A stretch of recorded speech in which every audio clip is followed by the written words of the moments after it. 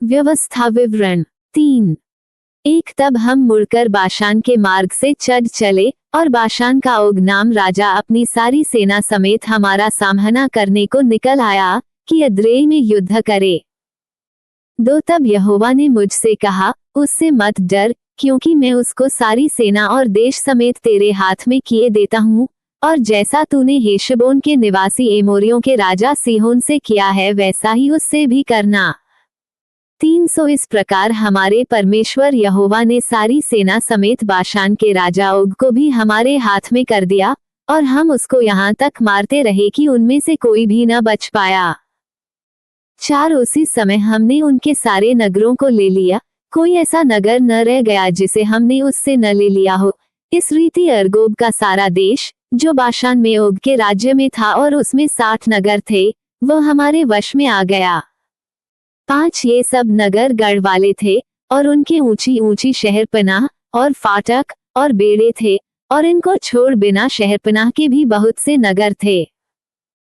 6 और जैसा हमने हेशबोन के राजा सीहोन के नगरों से किया था वैसा ही हमने इन नगरों से भी किया, अर्थात सब बसे हुए नगरों को स्त्रियों और बाल बच्चों समेत सत्यानाश कर डाला। 7 परंतु सब घरेलू पशु और नगरों की लूट हमने अपनी कर ली। 8 यूं हमने उस समय यरदन के इस पार रहने वाले एमोरियों के दोनों राजाओं के हाथ से अर्नोन के नाले से लेकर हेर्मोन पर्वत तक का देश ले लिया। 9 हेर्मोन को सीदोनी लोग सिरियोन और एमोरी लोग सनीर कहते हैं। 10 समथर देश के सब नगर और सारा गिलाद और सल्का और एर्देई तक जो ओग के राज्य के नगर थे, सारा बाशान हमारे वश में आ गया। 11 जो रपाई रह गए थे, उनमें से केवल बाशान का राजा ओग रह गया था। उसकी चारपाई जो लोहे की है वो तो अम्मोनियों के रब्बा नगर में पड़ी है। साधारण पुरुष के हाथ के हिसाब से उसकी लंबाई 9 हाथ की और चौड़ाई 4 हाथ की है।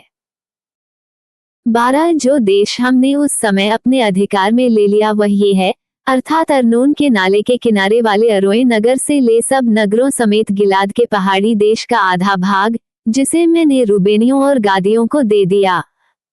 13 और गिलाद का बचा हुआ भाग और सारा बाशान, अर्थात अर्गोब का सारा देश जो ओग के राज्य में था, इन्हें मैंने मनश्शे के आधे गोत्र को दे दिया।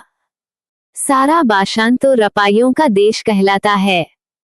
14 और मनश्शे याइन ने गशूरियों और माकावासियों के सिवानों तक अर्गोब का सारा देश ले लिया, और बाशान के नगरों का नाम अपने नाम पर हब्बोत्याई रखा, और वही नाम आज तक बना है। 15 और मैंने गिलाद देश माकीर को दे दिया।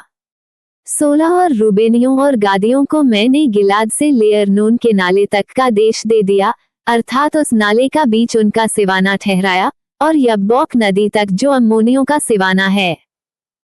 17 और किन्नेरेत से ले पिस्गा की सलामी के नीचे के अराबा के ताल तक, जो खारा ताल भी कहलाता है, अराबा और यरदन की पूर्व की ओर का सारा देश भी मैंने उन्हीं को दे दिया।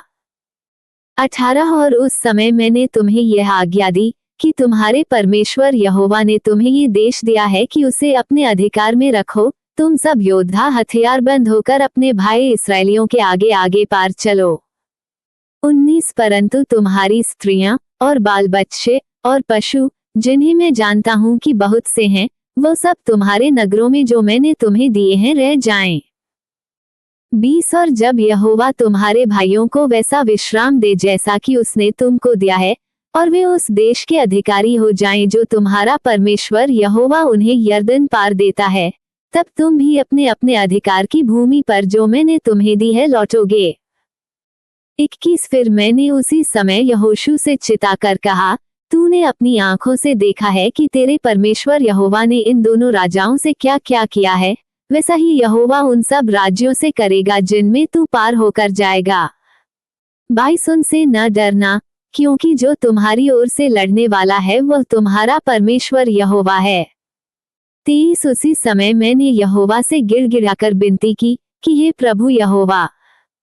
24 तू अपने दास को अपनी महिमा और बलवंत हाथ दिखाने लगा है, स्वर्ग में और पृथ्वी पर ऐसा कौन देवता है जो तेरे से काम और पराक्रम के कर्म कर सके।